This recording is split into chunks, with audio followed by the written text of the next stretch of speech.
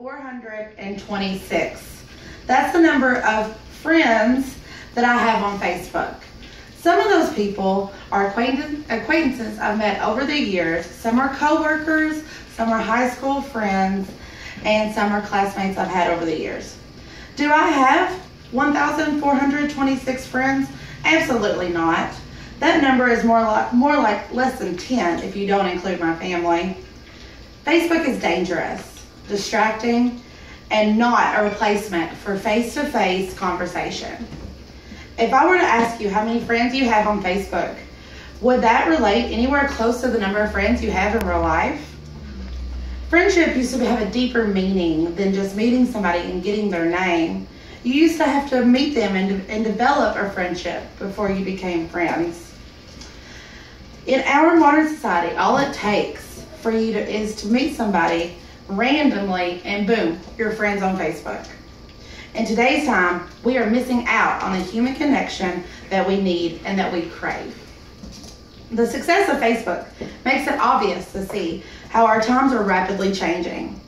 People of all colors, shapes, and sizes need human interaction. Just because we can all connect on with thousands of different people on Facebook doesn't satisfy what we need. The answer is no, because Facebook provides extremely poor substitute. The American Census has reported that a number of people who live alone have increased dramatically. In fact, that number has increased to a whopping 31 million people, and they now live alone, bringing that percentage of households representing 22%. Cities have recently been losing population because people prefer to move out in large homes with next door neighbors that are complete strangers. While Facebook and other forms of social media are providing influential ways of contacting each other while remaining sequestered. Face-to-face conversations are usually perceived as more positive than online interactions. Some online conversations can be misinterpreted or perceived differently just because you can't hear the person's tone or see the facial expressions. Online conversations tend to differ quite a bit from real life interactions. Online, we tend to discuss more trending topics and whatever is cool at the time. While in real life, we tend to share our life experiences and stories from our own individual lives. But even when we are being social face-to-face, it leads us to the problem of Facebook being a distraction. Over 900 million people have Facebook accounts, and it shows when you walk into a public establishment. You can almost guarantee when you visit a public business that you are bound to see people looking down at their cell phones. Each user averages 15 minutes a visit every time they log onto Facebook. Sometimes, if you want to share your own videos, pictures, links, and thoughts, this time can increase dramatically. There's so much to do with just one visit. When you log on, by the time you check your notifications, play games, chat on Messenger, scroll through your news feed, and comment on other people's statuses, you have already increased your time a great deal. Not only has Facebook become a social distraction when you're in real life, it's also becoming a major problem in the workplace. When a survey was taken at Nucleus, an IT research company, it showed that 2/3 of the employees that access Facebook while on the clock, nearly 90% of them couldn't come up with a work-related topic to explain why they are on the social network.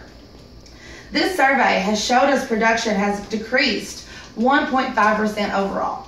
Now that may not sound like a whole lot, but when you have a company that has 200 employees, that's a very big production amount. This is going on Facebook. How many times have you heard that phrase? I know I have heard many people say it, including myself. Given that funny or exciting thing that's happened to you, Facebook is the first thing that you think about. Well, some people use this as a place to display their well wishes, great news, and ideas. The other side of the spectrum can be very negative. Facebook gives courage to bullies who disagree with your ideas and existence. If you've ever posted a political or controversial status on Facebook, you may know exactly what I'm talking about. Facebook is the perfect place for someone who wouldn't normally have the audacity to disagree with you face to face. Well, as an adult, you are more aware of how to handle that situation to an extent. However, teenagers and preteens are suffering dramatically from the safety precautions. When teenagers are bullied, it can lead to depression, truancy, self-harm, make them think about suicide, and actually make them commit suicide. Some bullies even go as far as to mock someone who has already committed suicide due to the harsh terms. 18-year-old Brandy committed suicide in front of her parents and grandparents due to a self-inflicted gunshot wound to the chest. This young girl had her entire future ahead of her, but yet she chose the fate just because the cyber bullies were making fun of her weight online. I hope all this information can be used to guide you and to limit your Facebook use, eliminate it, or monitor your child's Facebook very closely. The material I have presented to you today is significant amount and shouldn't be interpreted by such why Facebook is dangerous.